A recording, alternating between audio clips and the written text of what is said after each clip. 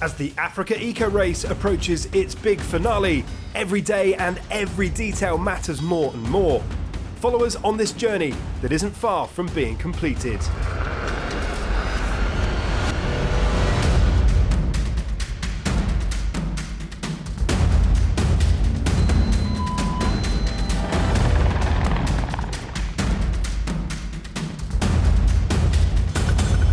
The rally is now fully anchored in Mauritania, and this second day unfolded on its testing soil, from the first light of the morning to the final kilometres at night, setting the tone for the demanding days ahead.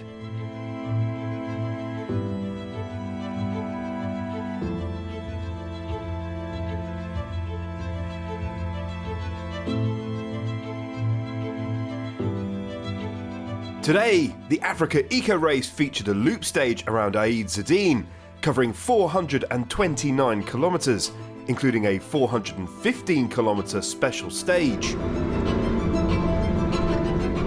This dense and varied loop alternated between sand and rocks from the start, and rougher sections before returning to sand and dunes.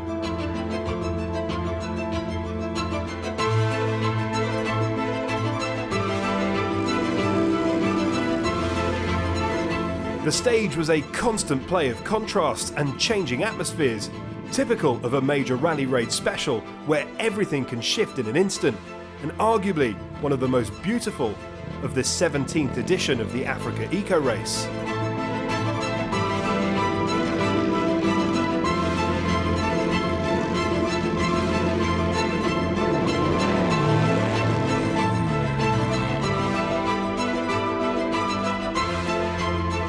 The competitors reported an intense experience through breathtaking landscapes, marked by complex navigation and sand made extremely soft by the sweltering heat, further increasing the difficulty.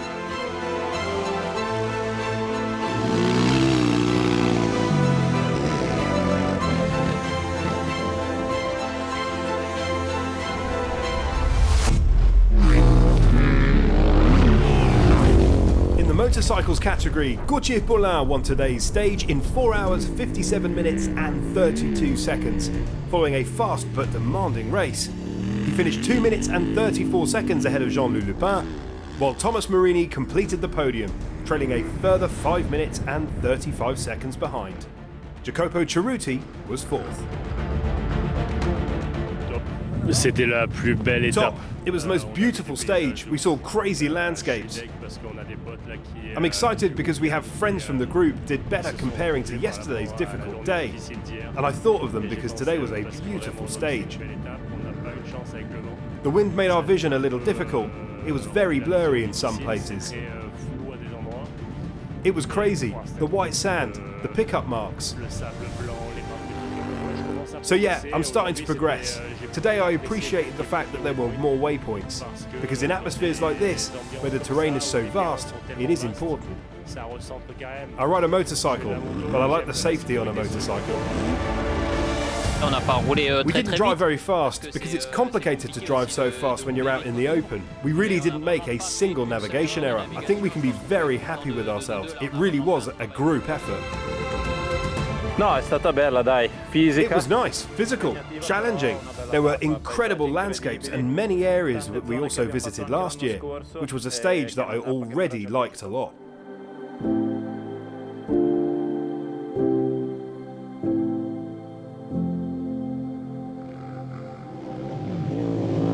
In the provisional general classification, Thomas Marini retakes the lead of the rally, a position he had lost after the fourth stage. He is now 27 seconds ahead of Jean-Loup Lupin, with Kevin Gallas following 13 minutes and 9 seconds behind the leader. The gaps remain extremely tight, and the fight for the final victory is more open than ever. Sì, alla fine è stata una bella speciale. La prima parte fino al refueling. In the end, it was a nice special. The first part until the refueling had a lot of sand dunes, soft dunes, but it was nice. The second part was much faster. I'm happy. In the end, the conditions were not really annoying, apart in some parts where it raised the sand a little and there was not really great visibility. But when driving, it was not so annoying. I didn't come here to win, so I came to learn, I came to do good results, so I gave my best, and I have to be happy with that. And then after I told myself that, after 2 hours of back and forth, I had a lot of fun. The end was really nice, I rode really well, navigation was great, bike was great, so yeah, long talks with yourself during the day, and I love it. Can't wait for tomorrow.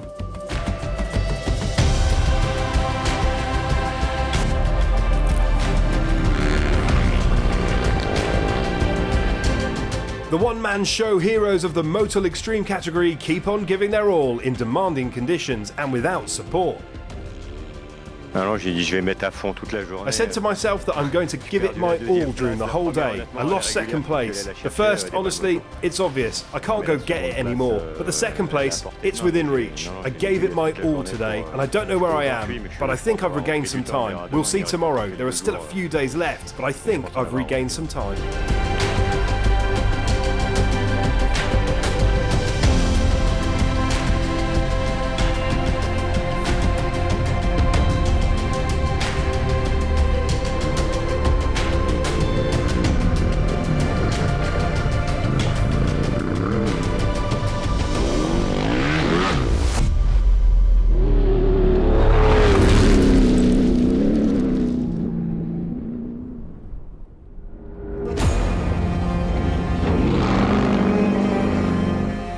In the car category, Christian Fermont set the fastest time of the day in 5 hours, 7 minutes and 41 seconds. He finished ahead of Thomas Rednacek by 10 minutes and 5 seconds, while Martin Benko rounded out the day's podium at 16 minutes and 9 seconds further behind.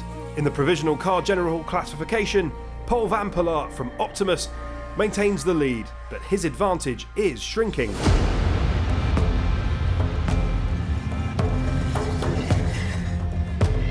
It was much better than yesterday. The navigation was perfect, the track was very fast and we had the dunes too. We got stuck once in the dunes, but we were able to solve it quite easily, pretty quickly. We saw other people get stuck too. After that, we took first position, I think. And we continued until the end.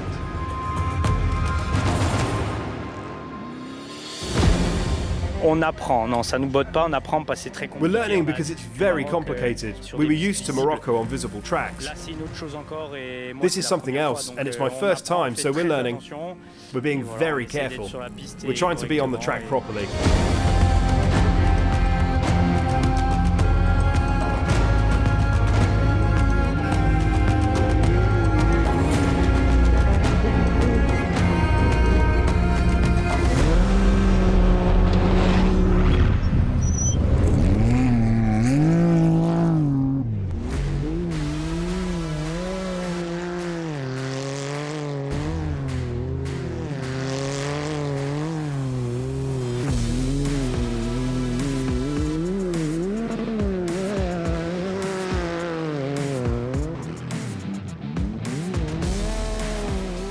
In the SSV category, it proved to be an extremely difficult session for Pierre Lafay, the defending champion and overall leader before this stage.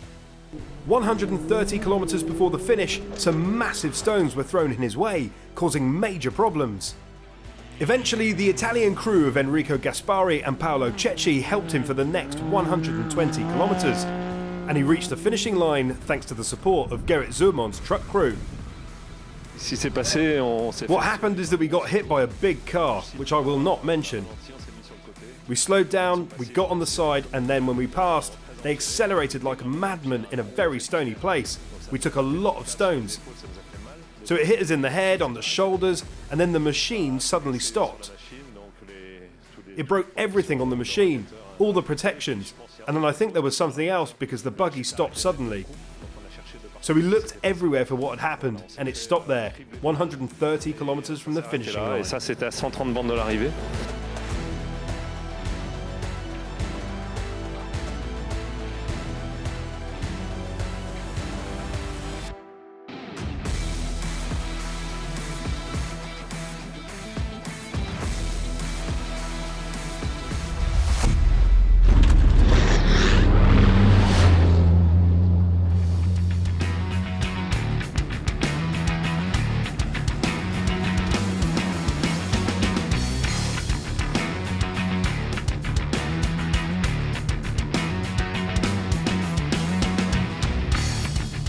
It went very well. Before the neutralisation, it was stones, stones and more stones.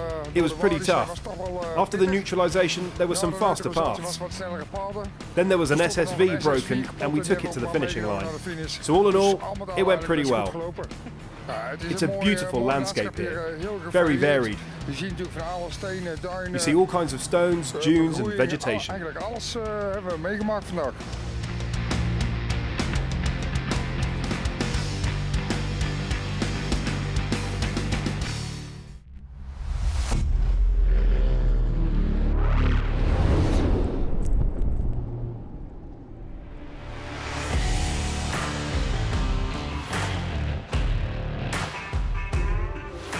Another day of driving skills being challenged was on the schedule for the historic category. Drivers were given the day's test and had to perform in the best possible way.